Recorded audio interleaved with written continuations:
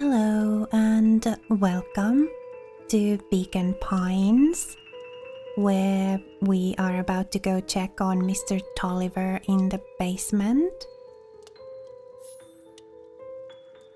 So let's go do that.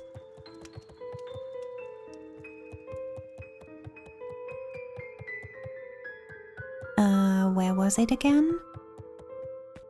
There we go. Oh. Oh no. Mr. Tolliver was nowhere to be seen.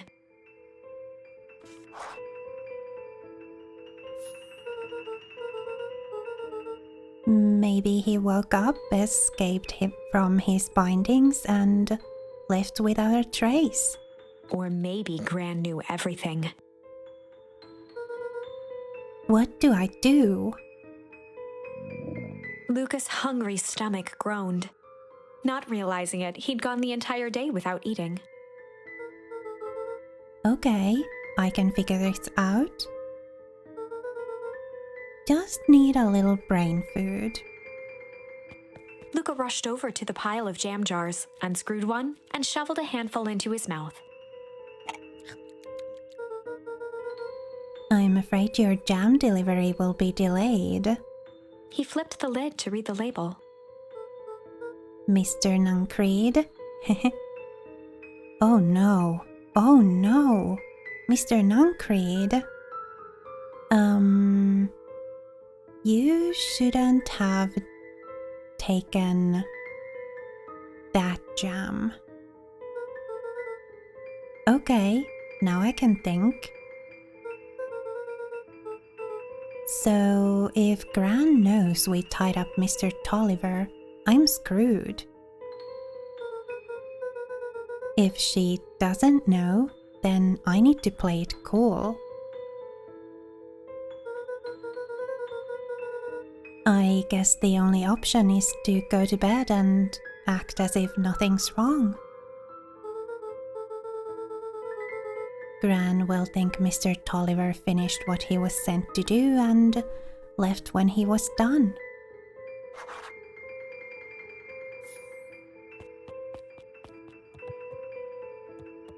Let's go to sleep. Gran? Okay, stick to the plan. Go to bed and play it cool.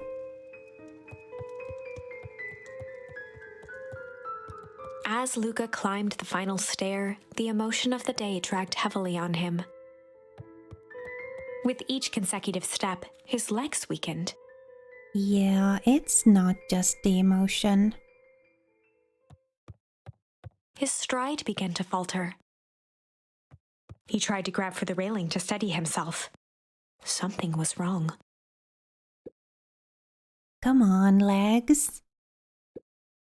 Just a few more steps. Luca groaned and tried to move. His limbs might as well have been bolted to the ground. Through numb lips, he mumbled just before falling asleep. The germ?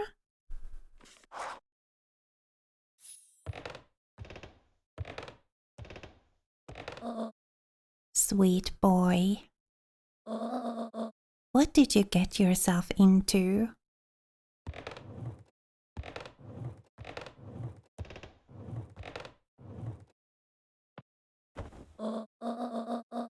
Rest now and let me handle everything.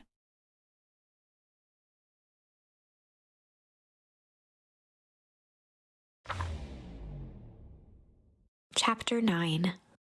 A speech to end all speeches. Luca awoke to find himself face down in bed.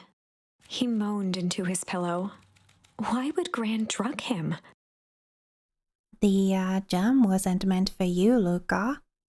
Or rather, why was she trying to drug Mr. Nuncreed? Shaking the questions from his woozy head, Luca snapped back to the matter at hand. The festival.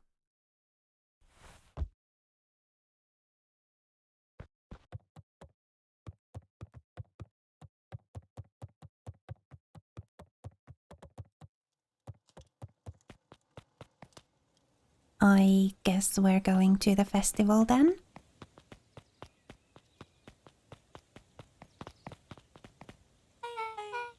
Where have you been? Gran put something in the jam. Yeah, we know. Secret messages for secret conspirators. Not this one. The one intended for Mr. Nuncreed. Put me to sleep. Whoa, ho, ho. Sly devil. I think she's trying to remove him from the equation. He might be in danger. Have you found anything?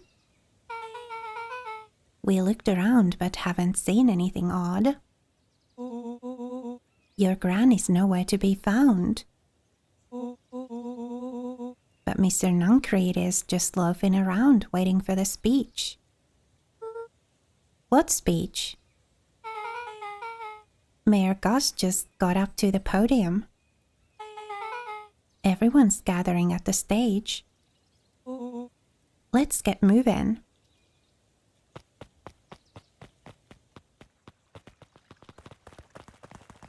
Augustus Valentine nervously wiped his brow. Ahem. Is this thing? Hello, Beacon Pines. I'm Augustus Valentine, your mayor, and... I suppose you already know that. Oh yes, before we get started, I just wanted to take a moment to recognize someone who couldn't be here today. This town wouldn't be where it is today without my father, Sharper Valentine.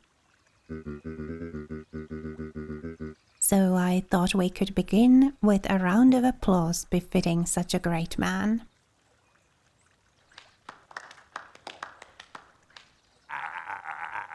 Even that's more than the old codger deserved. Gus cleared his throat and awkwardly loosened his tie. Right, where was I? William Kerr bounded on the stage with the energy of a preacher at a big tent revival. Gus Valentine, everyone. He gave Gus a hearty slap on the back and motioned him off the stage. Let's hear it for our mayor. What a great turnout. Oh, heck, I didn't prepare anything. But I suppose I could say a few words. Would be a shame to waste such a beautiful podium. Mr. Kerr pulled a thick stack of note cards out from his vest. Community, conviction, commitment. These are the things we celebrate at Perennial Harvest. For us, these are the pillars of the bridge to a better tomorrow. But I think it's time to add a new pillar. Change. Change is a powerful thing. It's inexorable, unavoidable, and undeniable. And I am dadgum thankful for it. Change is the reason we're all together today. It's hard for me to believe that it was only 4 years ago when fate brought me here. A simple business trip which brought me to a small town which would change my life forever. Mr. Kerr took a moment to survey the crowd. You know what? He wiped away a single tear. From the second I set foot in Beacon Pines, Something about this place has held me captive. You see, change represents opportunity. It represents potential. It was change that helped me recognize the potential of this place. To see that the people of this town, despite suffering great loss, still held on to the things that made them special. He thumped the podium to emphasize each word. Community, conviction, commitment, change. Mr. Kerr nodded confidently, biting his lip. The crowd was silent, in rapt attention. Fate made a perfect match that day. Nothing is more important to you all than community. And Perennial Harvest is a community first and foremost. Mr. Kerr methodically made eye contact with each section of the crowd. The only way you made it through the fall harvest was an unshakable conviction. A conviction that a better tomorrow was just over the horizon. Perennial Harvest was founded on the conviction that we are that horizon.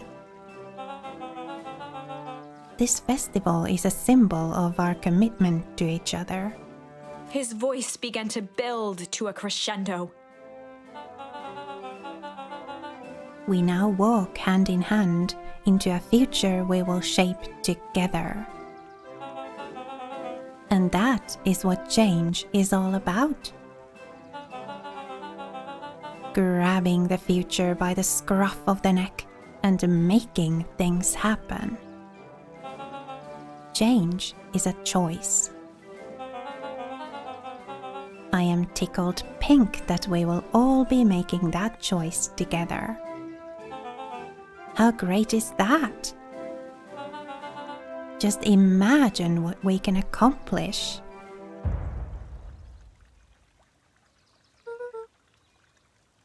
What was that? The crowd began to look around nervously. Don't worry, a little thunder isn't going to ruin this day. Everyone remain calm. Mr. Kerr quickly flicked through his note cards. Where was I? Through all of my travels, I have learned one true thing. One always reaps what they sow. We have all planted a lot of good in this town. And so, it is with a happy heart that I can proclaim. He raised his hands up to the heavens. Our harvest awaits.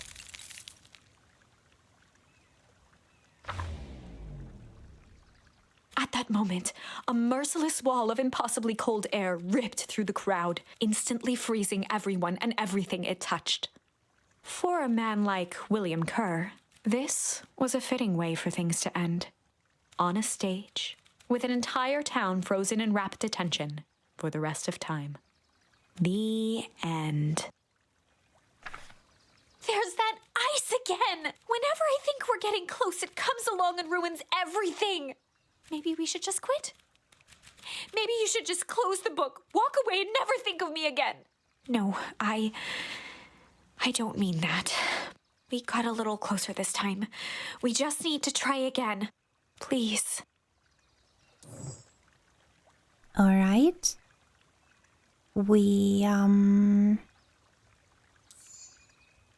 Let's see here. Well, all right. Let's go back to the interrogation. And we'll try another approach.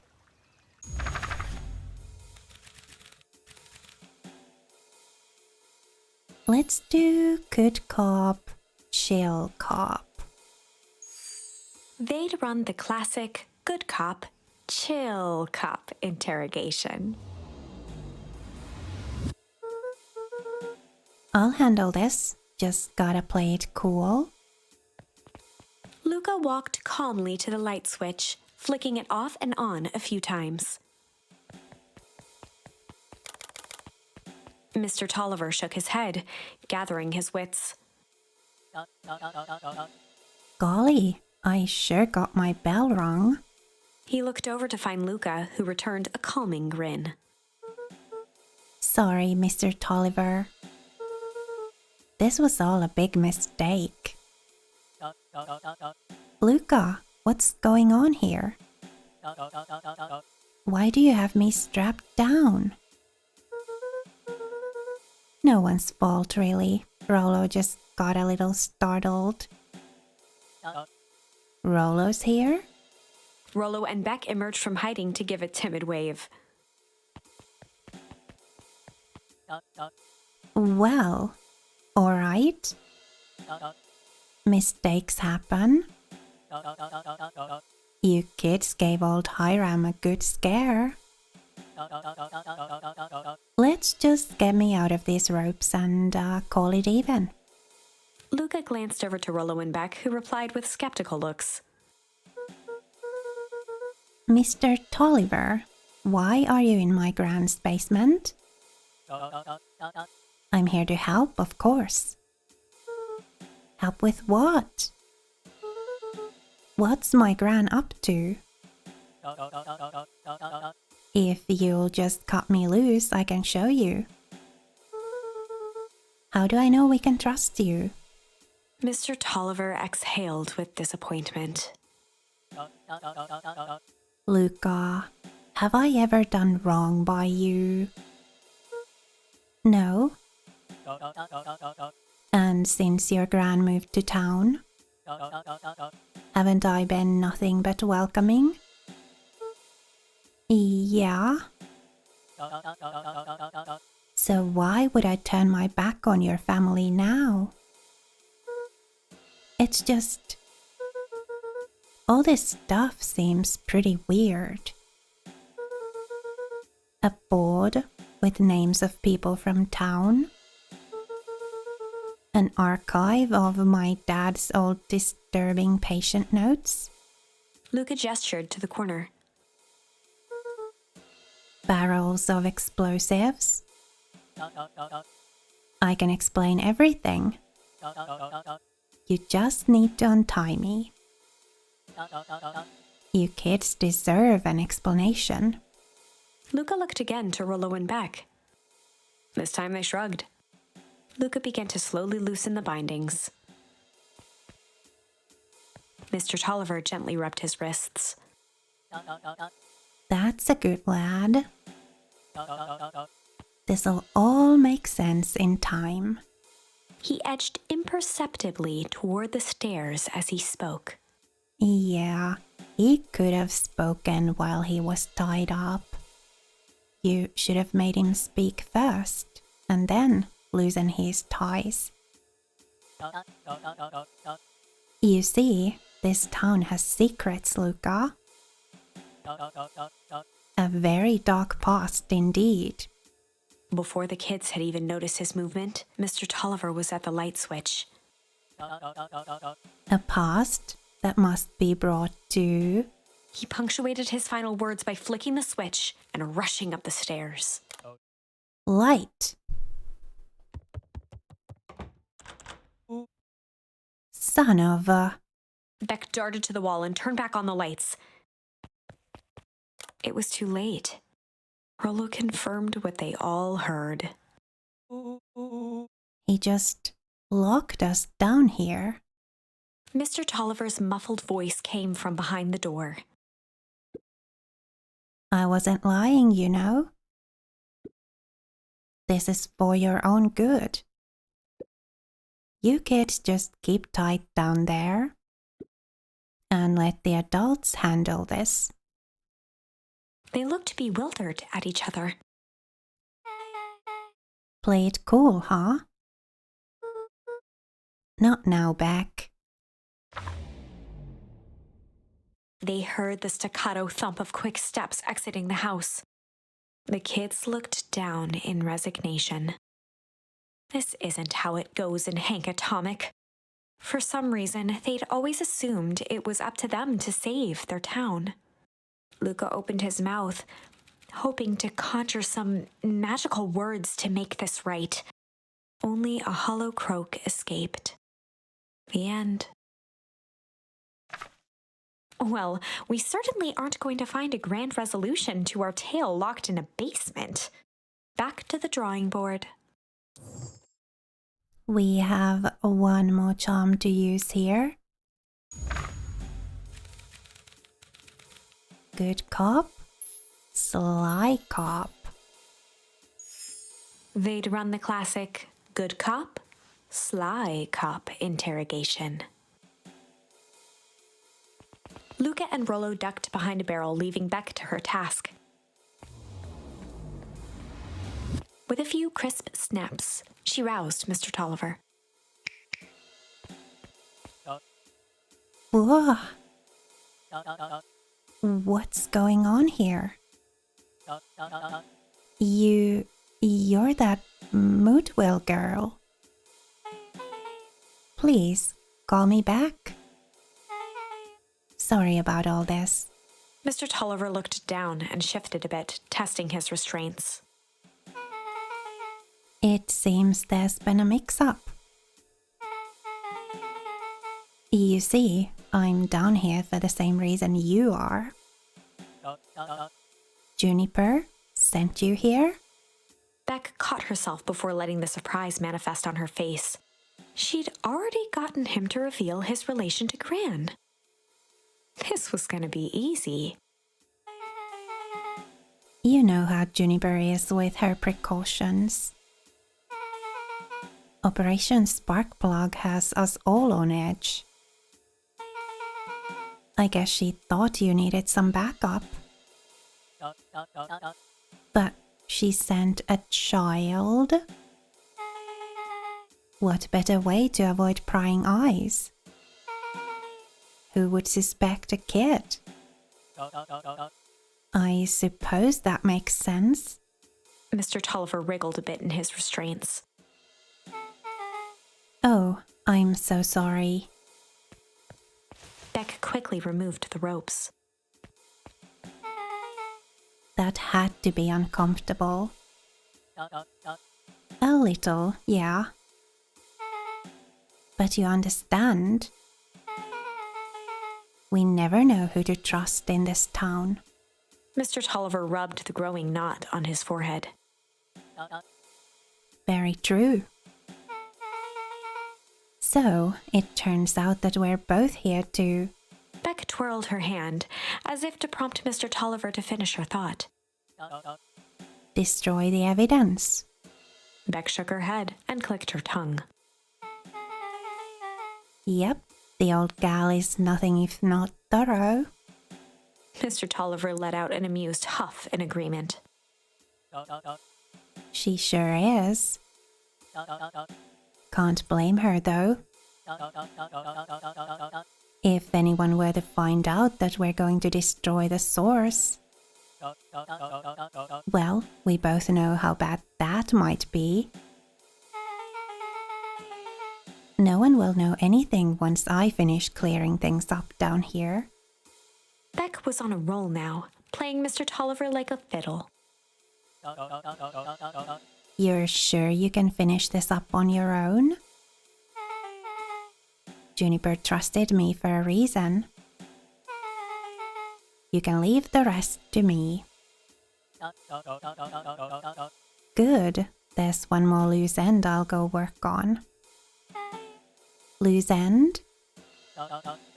Oh, it's nothing really.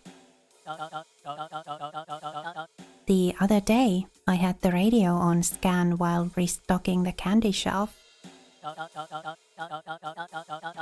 And wouldn't you know it, I intercepted an odd phrase in a perennial harvest transmission. Underground secrets. That's ominous.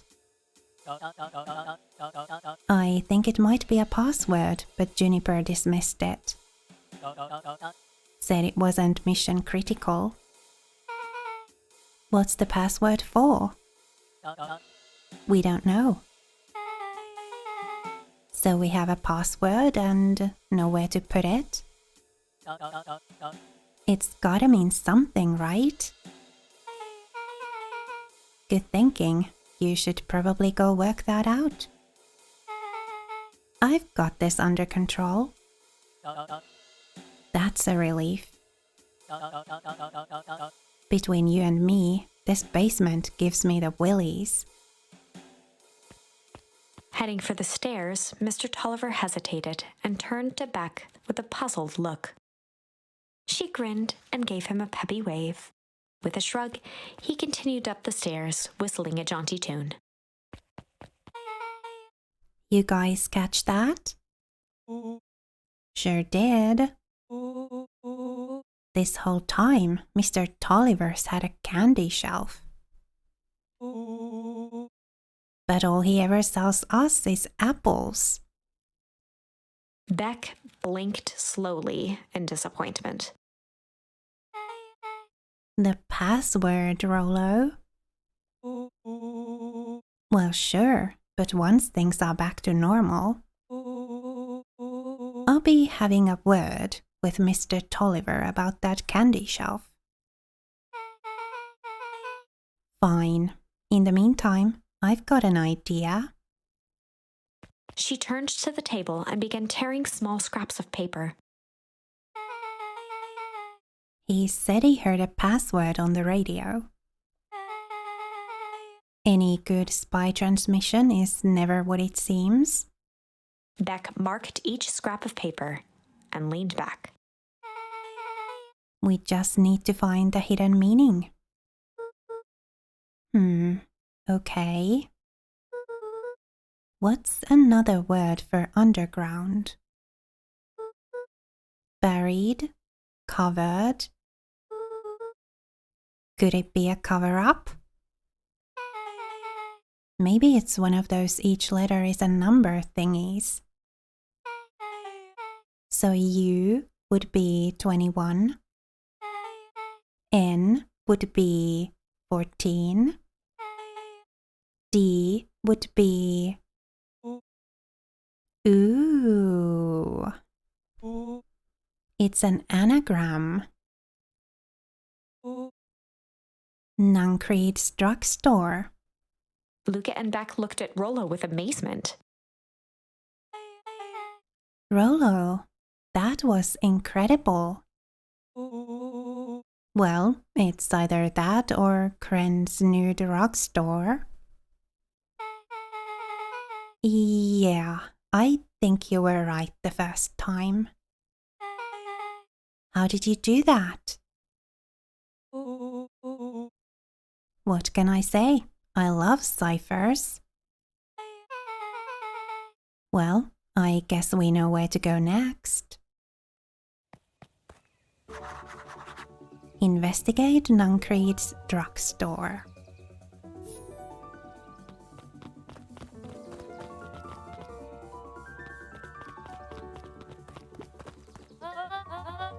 You scared me half to death.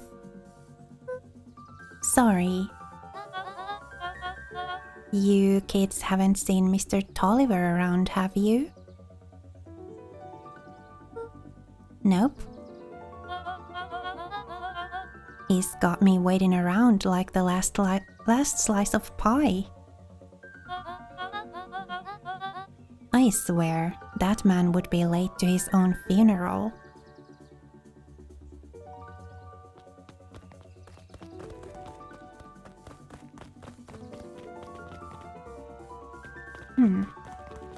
I wonder what's going on there, what she is waiting for.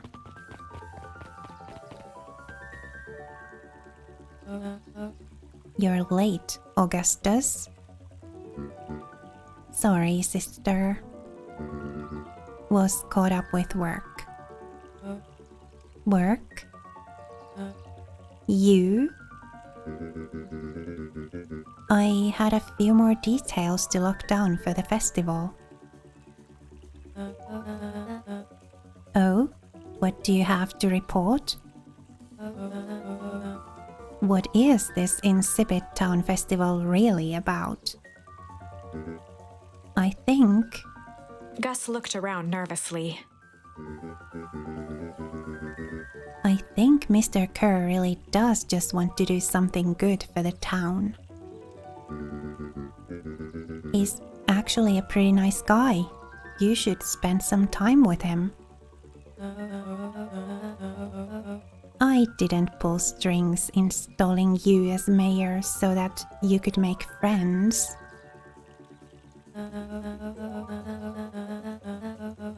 Your job is to help me figure out what Kerr and Perennial Harvest's true intentions are with this town. We have a responsibility.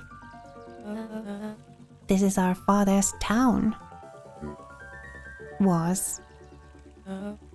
Excuse me? This was our father's town. He's gone, heiress, and he isn't coming back. Father left us with nothing but problems.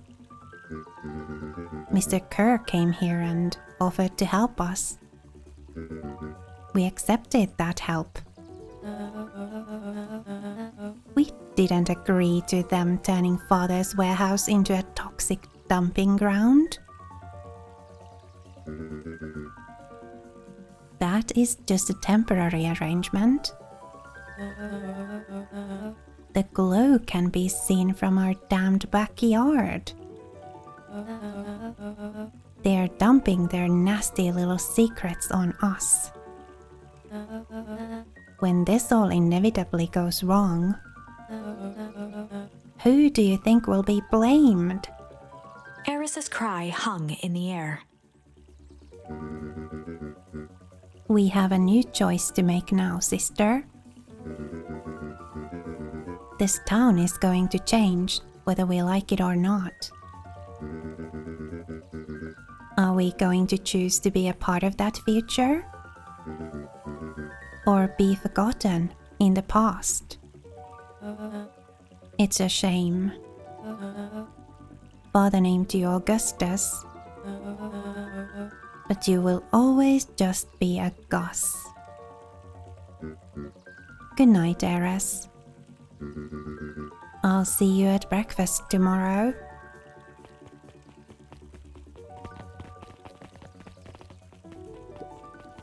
It's getting late, children. Yes, it is. Ah, what are you reading now? Knowledge, he spat with a sneer.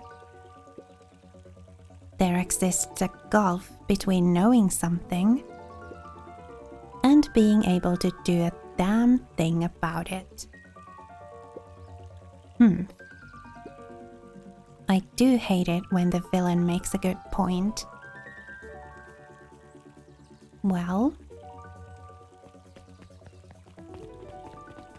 is Dawn here? Nope. I guess she is, doing her investigation thing. Let's investigate the drugstore in the next episode. For now, thank you so much for spending time with me here on the Mellow. It was lovely to have you. Please remember to be kind to yourself. Have a lovely rest of your day. And I'll see you next time.